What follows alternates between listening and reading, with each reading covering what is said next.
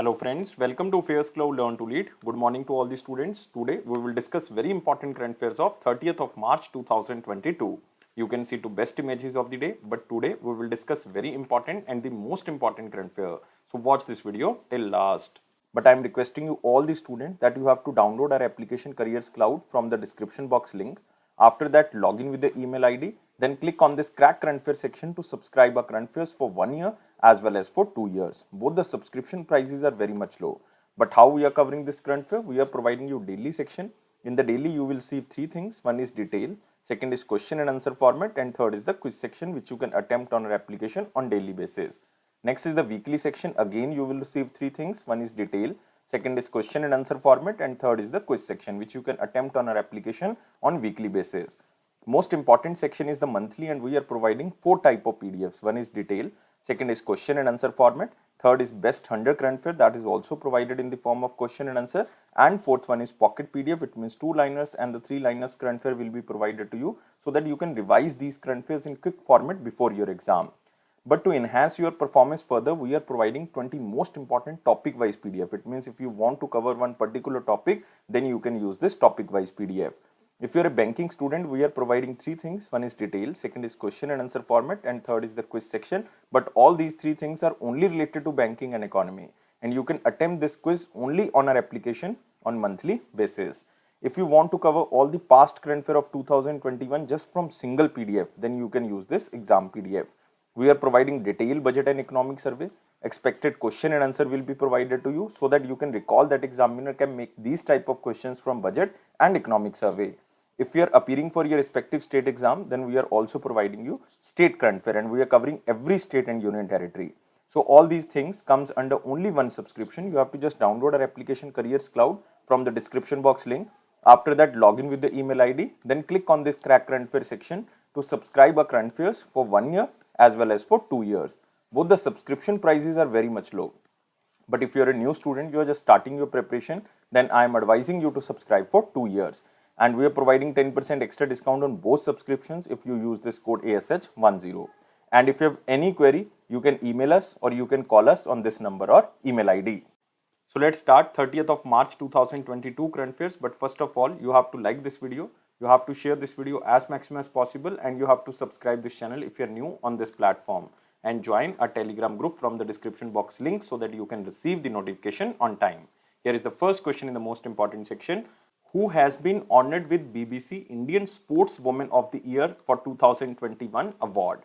And this is BBC, it means British Broadcasting Corporation. And answer of this question is Mirabai Channu. So D is the answer. Very famous Indian weightlifter and also Padam Shri awardee Sayakhom Mirabai Channu, who became the first Indian weightlifter to win the silver medal at the Tokyo Olympics, has won the third edition of BBC Indian Sportswoman of the Year 2021. So remember the name, and she is Mirabai Channu.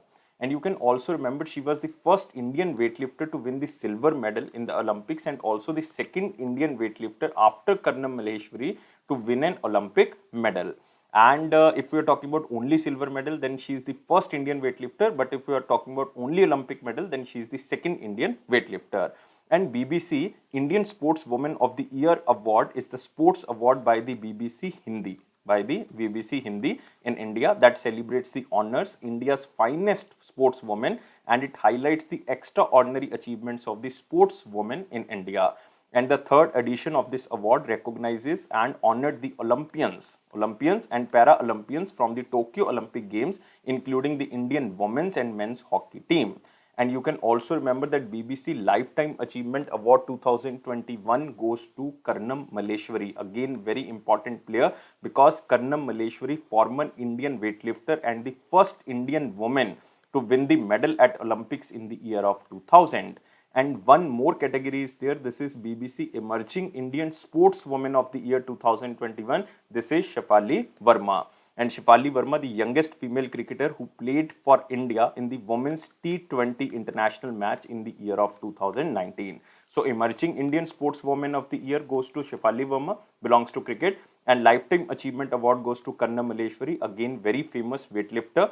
And you can also remember India's most important woman, especially in the weightlifting. This is Mirabai Channu.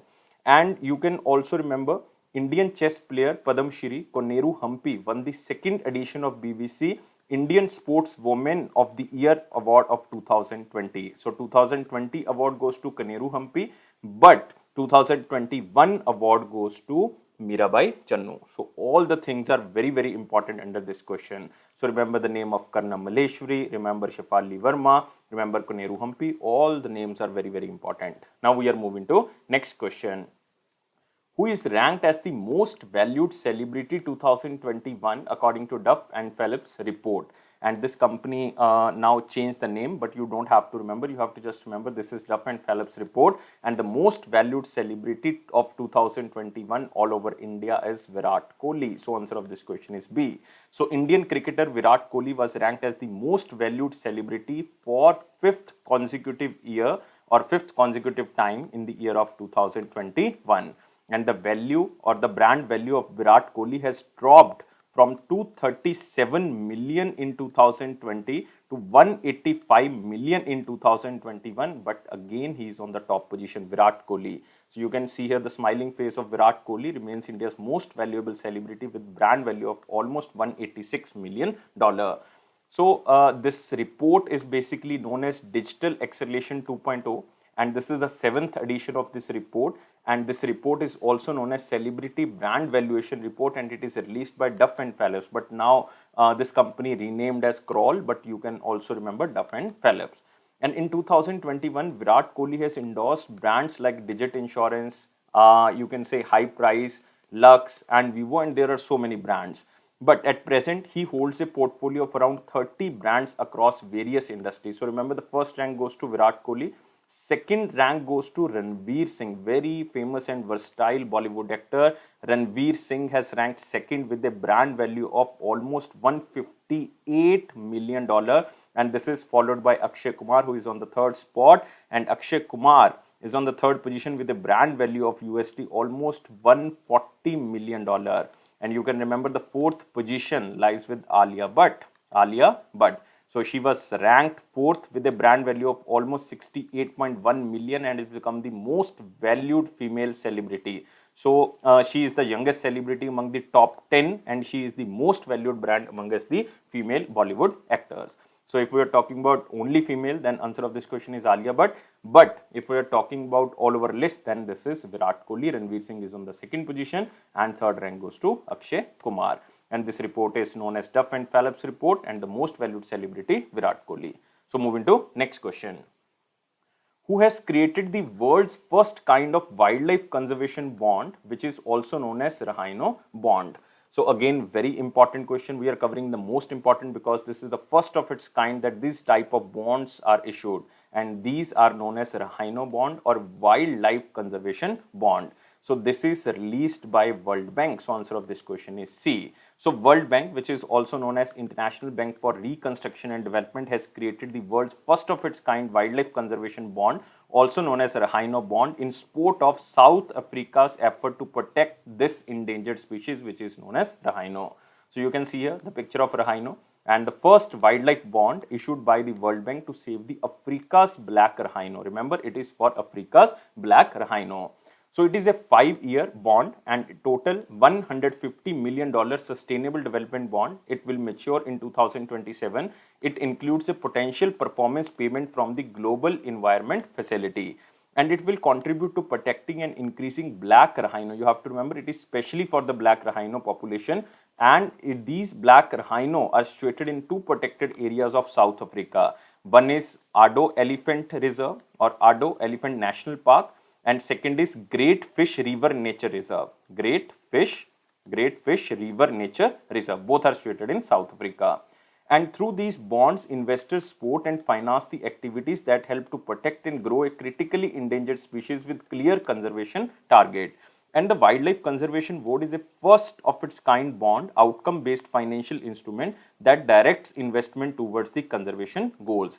And based on the success of this program, this could be expanded to protect black rhino population in Kenya as well, and also the other wildlife species like lions, tigers, gorillas and other animals. So you have to just remember, these are for black rhino and these are known as Rhino Bond, and this is created by World Bank. and total maturity time period of these bonds are 5 years. So you have to remember this is World Bank. Moving to next question. Next question is in the very important section, but first of all you have to like this video, share this video as maximum as possible, and please subscribe this channel if you are new on this platform, and join our Telegram group from the description box link. Here is the first question in the very important section.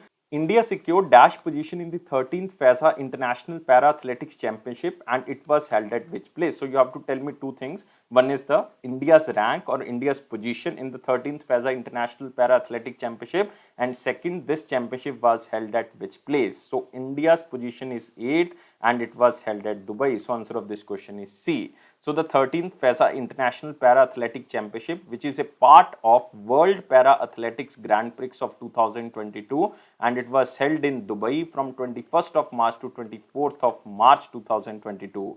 And India secured 8th position with 14 medals. You have to remember, India total recovered 18 medals. So India's position is 8th, but total medals are 14. Out of 14, 5 are gold, 6 are silver, and 3 are bronze medals. And remember, the sprinter Pranav Prashant Desai won India's first gold medal at 2022 World Para Athletics Grand Prix, and he claimed gold in the men's 200-meter final, and Desai also claimed gold in 100-meter final race. So in 100-meter and 200-meter, this person Pranav Prashant Desai won the gold medal. Next is javelin thrower Mohit made an impressive throw of 54.71 meter distance to win the gold medal.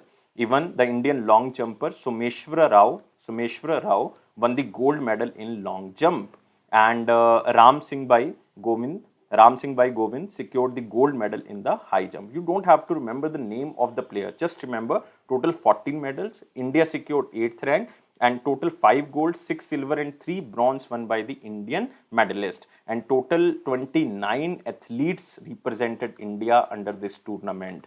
And overall, if we are talking about the overall medal standing, then first position goes to Colombia, because Colombia got total 25 medals, and out of 25, 12 are gold.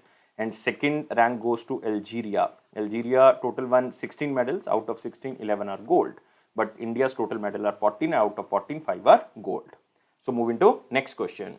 Asia's largest event on the civil aviation, which is known as Wings India 2022, held at which place? Again, very important question, because this whole event, which is known as Wings India 2022, organized by 3 organizations. One is the Ministry of Civil Aviation, remember, Ministry of Civil Aviation. Next is Airport Authority of India, and third one is FICCI. FICCI stands for Federation of Indian Chambers of Commerce and Industry, and all these 3 organizations jointly organize this Wings India 2022. This is Asia's largest event on the civil aviation, and it is hosted by Hyderabad, and the state is Telangana. So maximum chances are there that examiner will ask the state, but you have to remember the exact place is Hyderabad. So this is Wings India 2022, happened from 24th of March to 27th of March. So the theme is India at the rate 75, because we are celebrating the 75 year of independence, and the caption is the new horizon for aviation industry at Begumpet Airport, Hyderabad, Telangana, India. So this was hosting place, and Telangana is the host state of this event. So this is most important thing under this question. So Wings India is a forum connecting buyers, sellers, investors, and other stakeholders for a new business acquisition, investment, policy formation, and regional connectivity. And this is Asia's largest event on the civil aviation, either commercial, general, or the business aviation. And under this event, Airport Authority of India and Bharat Electronics Limited joins hand to develop indigenous air traffic management system. So under this agreement, Bharat Electronics Limited and Airport Authority of India will jointly develop civil air traffic management system, or the solution, with advanced surface movement guidance and control system, which is a complex ground surveillance system or ground guidance system that manages air traffic at airport and in Indian civil airspace for safe operation of the flights from takeoff to landing. And you can also remember that Bengaluru Airport awarded as the best airport and aviation innovation, because under this Wings event, best airport and aviation innovation was also awarded, and this is Bengaluru Airport, or you can say Kempegowda Airport.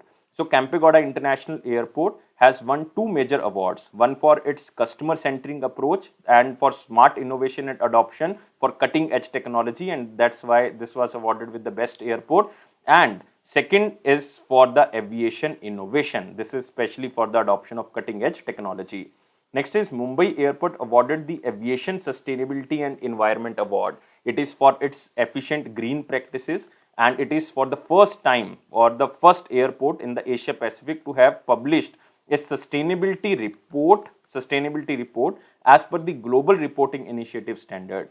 And Cochin International Airport bags the COVID Champion Award, and it is for the successful implementation of a very famous project named as Mission Safeguarding during the pandemic to ensure safe travel at Kochi Airport. So you have to remember the best airport award goes to Bengaluru Airport. Aviation Innovation Airport is also known as Kempegowda Airport. This award goes to Bengaluru Airport. And next is Aviation Sustainability and Environment Award goes to Mumbai Airport. And next is COVID Champion Award goes to Cochin International Airport. All these three are very, very important. So you have to remember this is by the Ministry of Civil Aviation, and who is the Union Minister? Union Minister is Jyotiraditya Scindia ji, and he is currently the member of Rajya Sabha from Madhya Pradesh. Moving to next question. What is the name of Petascale supercomputer inaugurated by Jagdeep Dhankhar ji, who is currently the governor of West Bengal, and it is inaugurated at which place? So you have to tell me again two things. One is the name of this supercomputer, and second, it is installed at which place. So the name of this supercomputer, Petascale supercomputer, is Param Shakti, and it is installed at IIT Kharagpur. That's why it is inaugurated by Governor of Bengal or the West Bengal, Jagdeep Dhankhar ji. So you can see here, Petascale supercomputer Param Shakti inaugurated at IIT Kharagpur under the National Supercomputing Mission. So Jagdeep Dhankhar, who is currently the governor of West Bengal, inaugurated this Petascale supercomputer. So it comes under the National Supercomputing Mission, which is a joint initiative of Ministry of Electronics and Information Technology and the Department of Science and Technology. And petascale computing refers to the computing system capable of calculating at least 10 to the raised power 15 floating point operations per second. It means 1 petaflop. You have to remember, examiner can ask directly, what is the meaning of 1 petaflop? So the systems are based on the Intel Xeon SKL Z6148 NVIDIA Tesla V100 with a total peak performance of 1.6 petaflop. You have to just remember the speed. And it consists of 2 master nodes, 8 login nodes, 10 service and management nodes, 442 CPU and GPU nodes with a total peak computing capacity of 1.66 petaflop performance.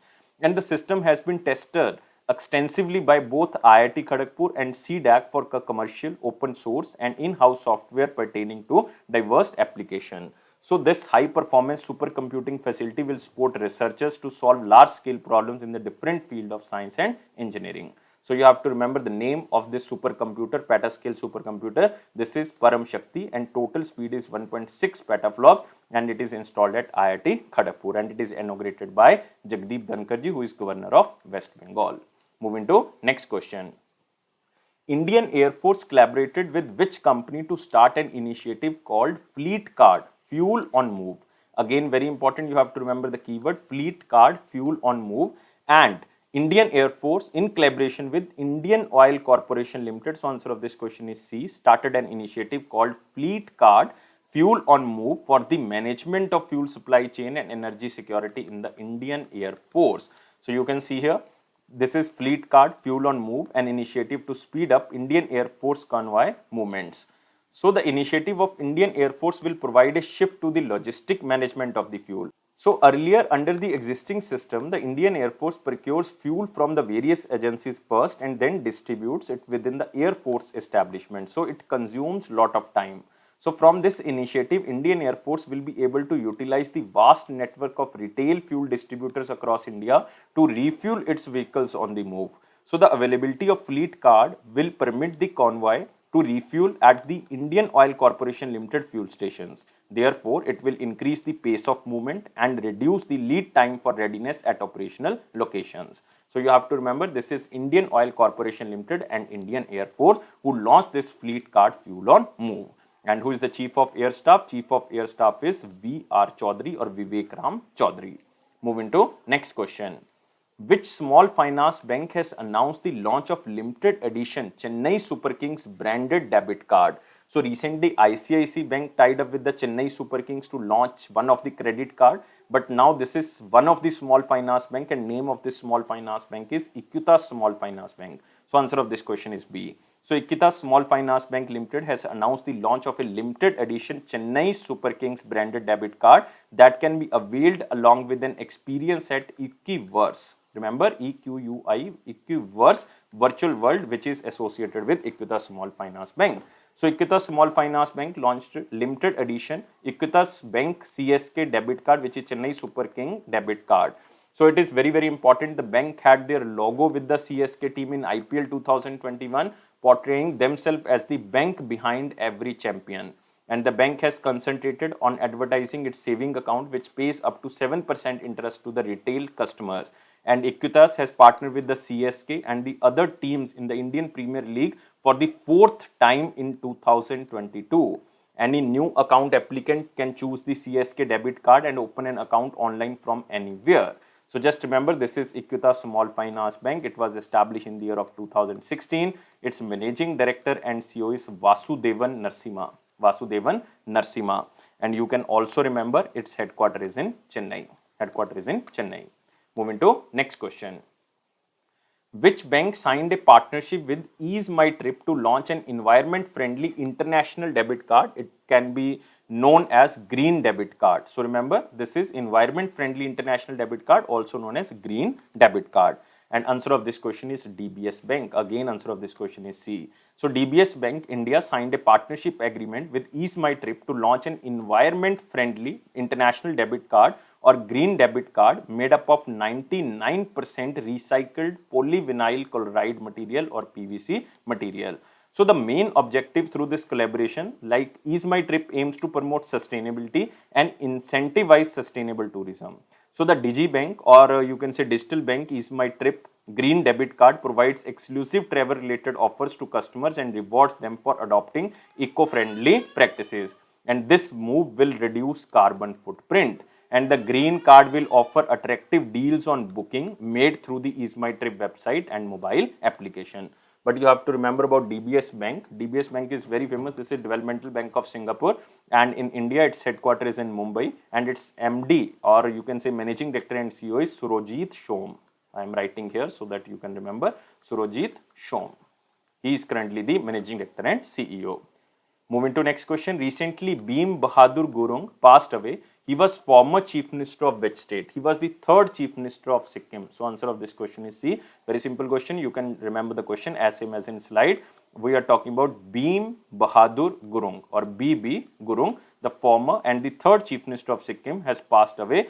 And he passed away in Sikkim, and he started his political career with Sikkim Rajya Congress Party in the 1947 and was later appointed as the General Secretary in 1958, and name of the party is Sikkim Rajya Congress Party. Remember, Sikkim Rajya Congress Party.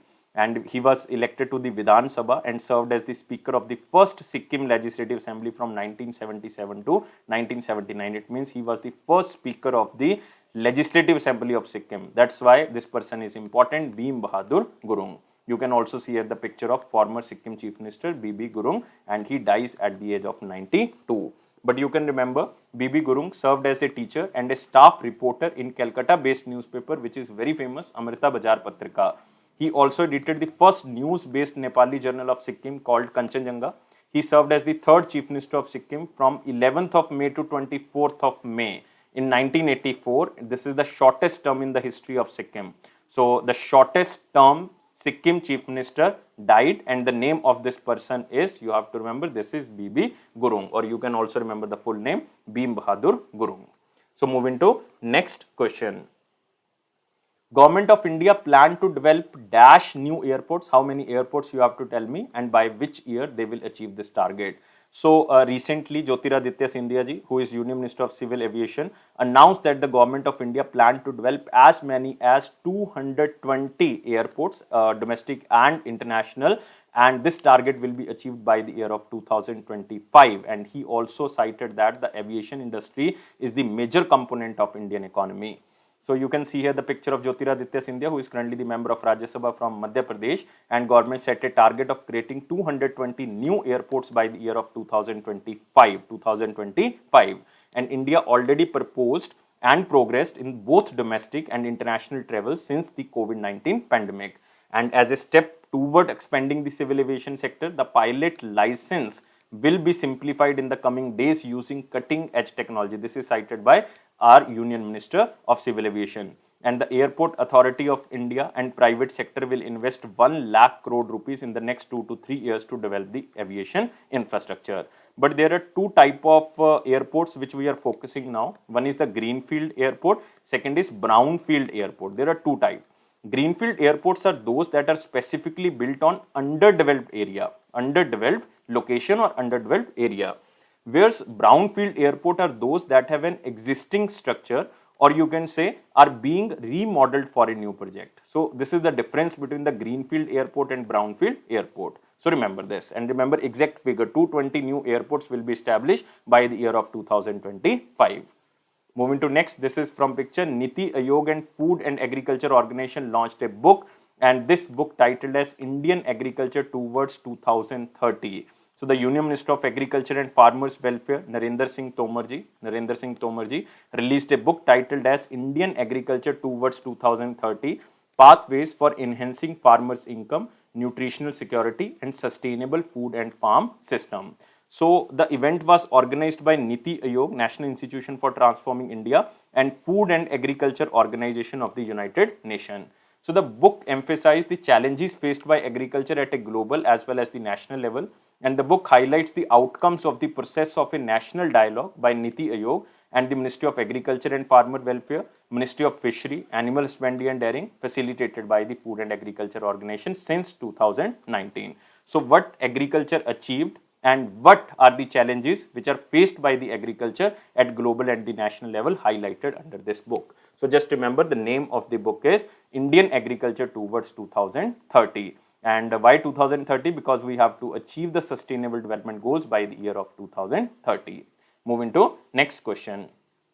Meghalaya's route bridges in the UNESCO tentative list of World Heritage Site. So we are talking about United Nations Educational, Scientific and Cultural Organization's tentative list of World Heritage Sites. So we are talking about Meghalaya's route bridges. This is very, very important. So UNESCO includes Meghalaya's living route bridges, or you can say Zing Kiang Zari, on a tentative list of World Heritage Sites. You have to remember this, living route bridges or Zing Kiang Zari. So villagers, especially for the Khasi and the Jantia tribal communities, build and maintain these bridges from the past for more than 600 years. You can see these are the route bridges. These are very, very important, especially for the Meghalaya people, because at present there are about 100 living route bridges around the 70 villages of Meghalaya subtropical terrain region. And villagers of the Meghalaya grow these living root bridges to cross the water bodies, and they do it by training the Indian rubber fig tree on both sides of the water bodies over a period of 10 to 15 years. So these roots not only provide bridges but also absorb the carbon dioxide prevailing in the atmosphere, and these roots also prevent soil erosion, landslides and stabilize the soil. So the elasticity of the bridge makes the structure strong so that it can be withstand up to the capacity of 50 people. So living root bridges, you can see this is the live structure of living root bridges, and this belongs to Meghalaya, which is included under the tentative list of UNESCO World Heritage Site.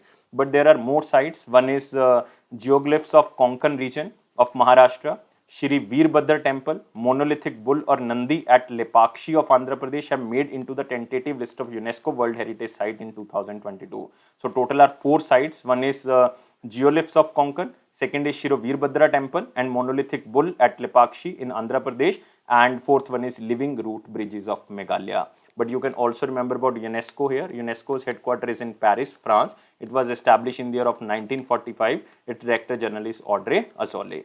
Moving to next question. Next question is in the important question section, but first of all you have to like this video, share this video as maximum as possible, and please subscribe this channel if you are new on this platform and join our Telegram group from the description box link. Here is the question. Ministry of Defence signed a contract with which company for the construction of 8 fast patrol vessels for the Indian Coast Guard? Just remember the question as same as in slide. So Ministry of Defence signed a contract worth rupees 473 crore with Goa Shipyard Limited So answer of this question is B, and it is for the construction of 8 fast patrol vessels for the Indian Coast Guard while meeting the objectives of Atmanirbhar Bharat. So you can see here Ministry of Defence signs, and this contract cost is 473 crore rupees, and this contract goes to Goa Shipyard Limited. And the fast patrol vessels has the capability to operate in shallow waters and enhance the security along the coastline of India. It will be designed specially for the Indian Coast Guard. And who is the chairman and managing director of Goa Shipyard Limited? This is Bharat Bhushan Nagpal. Bharat Bhushan Nagpal. Moving to next section, it is our one-liner important point. Here is the first point. Telecom Secretary releases TEC report. So Telecom Secretary is K. Rajaraman. Remember, K. Raja Raman. The Secretary of Department of Telecommunication has released this report, and the objective of the report is to achieve a timely, hassle-free rollout of 5G services and the development of standardized ecosystem for the smart cities in India. Just remember the name of the Telecom Secretary. Central government total liability rise to rupees 128.41 lakh crore in the Q3 of financial year 22. This is very burden thing for the central government, because in accordance with the latest public debt management report of the Ministry of Finance, the central government total liability rose to 128.41 lakh crore in December quarter of financial year 22 from 125.71 lakh crore from Q2. So it is increased almost by 2% or exact by 2.15%. So this is very much concern for the center government. Next is ICICI and HDFC Bank to acquire 15% stake in IDRCL, or you can say India Debt Resolution Company. So IDRCL was established to manage stressed assets in India, and recently ICICI Bank signed an agreement to acquire 5% stake in NARCL. NARCL stands for National Asset Reconstruction Company Limited. Home Minister Amit Shah ji attended the CRPF's 83rd Raising Day parade in Jammu. So this is the first time that CRPF Raising Day celebration is conducted outside Delhi, and CRPF is the largest armed force in India, which consists of 246 battalions and 3.25 lakh soldiers. Next, India plans to start building 10 nuclear power plant in fleet mode. So it is set to put in motion construction of 10 fleet mode nuclear reactors over the next 3 years, and the center had approved the construction of 10 indigenously developed pressurized heavy water reactors of 700 megawatt in June 2017 with a total cost of 1 lakh crore, and exact amount is 1.05 lakh crore rupees. Next is World Piano Day, observed on 29th of March. Basically, World Piano Day is annually observed across the globe on 88th day of the year. Normally it falls on 28th or 29th of March. So this year we celebrated on 29th of March 2022. So it is the same as the number of the keys of the piano, 88 keys in the piano, with an aim to celebrate the piano, an acoustic, keyboard, stringed percussion instrument. And the World Piano Day 2022 falls on 29th of March. And the idea of the Piano Day was initiated by German pianist, composer and producer Nils Frammer. You can remember the name. And the first ever World Piano Day was celebrated on 29th of March 2015. Moving to the question of the day, what was the question of 29th of March 2021? Question was very simple. Bank deposits that can be withdrawn without notices are called. So fixed deposit, you have to give the notice. Recurring deposit, you have to give the notice for the bank. But this is demand deposits. You can go to your ATM, you can just collect your cash, and you don't have to give any type of the notice to the bank. So this is demand deposit. So answer of this question is A.